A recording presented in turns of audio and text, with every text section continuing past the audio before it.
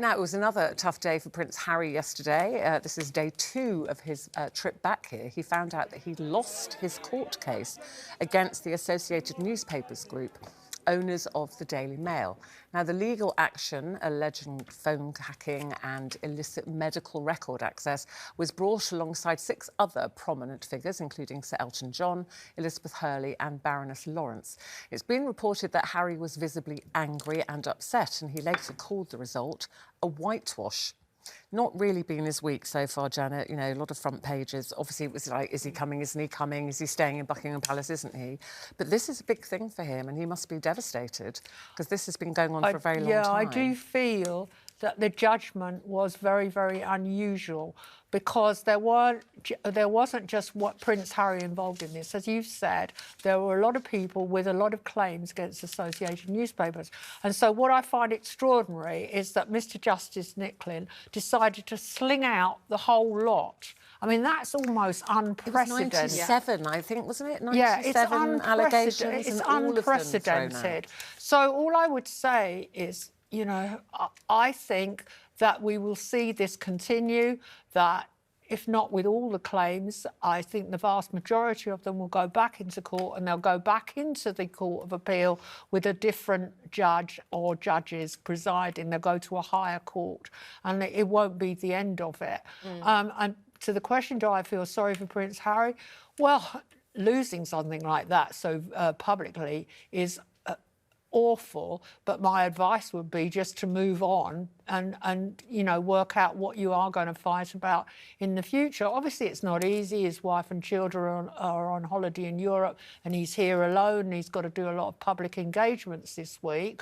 But he is going to be the subject of a lot of press attention, whether he likes it or not. Whether he likes it or not. But he has become the face of this, as we've said. There were other celebrities or people involved, you know, Sir Elton John. Yeah, but he went into court and was there personally in court, drawing the press to it. Yeah. And I would say there's a lot of celebrities that would have been waiting for that verdict and also are kind of blindsided by it. I don't think it sits right with me as somebody that has been victim of a lot of intrusion throughout my career. And it's very hard to sit here and talk about that, because as somebody that uses the media and works in media, you know, it's like a double-edged sword. You know, it's all very well and good when you're selling a book or promoting a film or a TV show, and the minute you're going through a divorce or a breakup or something personal, you don't want to be written about. And unfortunately, I think the public sympathy is just not there, because it's like, well, you can't have your cake and eat it. But I do think there is an element of that, but there's a line that shouldn't be crossed. I think so, and there are privacy laws, and I do think they are overstepped quite a lot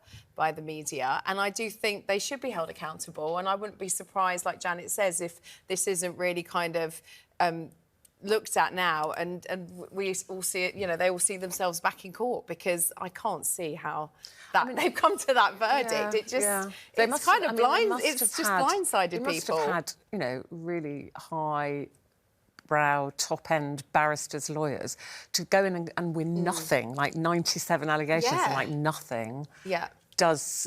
Was very surprising to me. And I think it does take a lot for people to get to the steps of court and to go through with that. Very expensive action. Yeah, and I think that you wouldn't do it unless you really felt like you were going to have some success. Did you feel sorry for him, Brenda? Just I've said on here before, I personally understand the trauma that he's going through, and even though, you know, I'm just going back to the child, the son, both him and Prince William, the trauma that they suffered, that they saw their mum going through on a daily basis, saw it, heard it, and, you know, I think that he's grown up into this young man. He's got his own family, and he wants to protect them as best as he can and protect himself. It is a bit, you know, I saw it as, oh, there's 7 other people, but they're literally just showing Prince Harry, Prince Harry. Stop showing Prince Harry, and then nobody will... But he's the star, isn't he? But he's the one that gets the star. He's the one that gets the least sympathy. I think that's why he's the headline. But what about all the other people? So that's their feeding cases it. have got thrown out. The machine is feeding into, oh, we're going to see it, so we're going to buy the paper. I think there is an element of that, Janet, isn't it? Is that, like...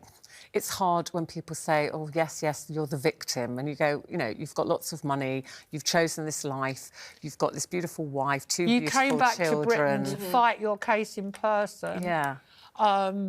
yes, but you're living in California.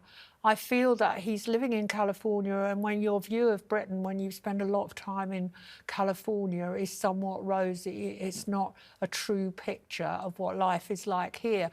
And I kind of agree with Kelly, having been a newspaper editor and a journalist and written about a lot and had people going through my dustbins and stuff like that.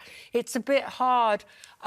It's a hard line to walk, and also I kind of see the newspapers are a business, and the reason they're a business is that millions of people buy them and read them every day. Exactly. And that's the fact of the matter. And exactly that. We all feed. We all feed into the it. machine. If you're buying a tabloid, you're clicking on that. And the thing is now, thing. even if you're not buying an actual physical newspaper, it's online. So we're all feeding into it, aren't we? Yeah, we're all guilty in a way. of it. Yeah. Well, I'm sure, like you said, it won't be the last we've heard of it. It'll be interesting to see now. It'll be back in court, appeal. I'm sure. Yeah. And I also think, sorry to interrupt you, How rude. but very quickly, I do think that investigative journalists now will be looking into this verdict. Into the judge or just the verdict?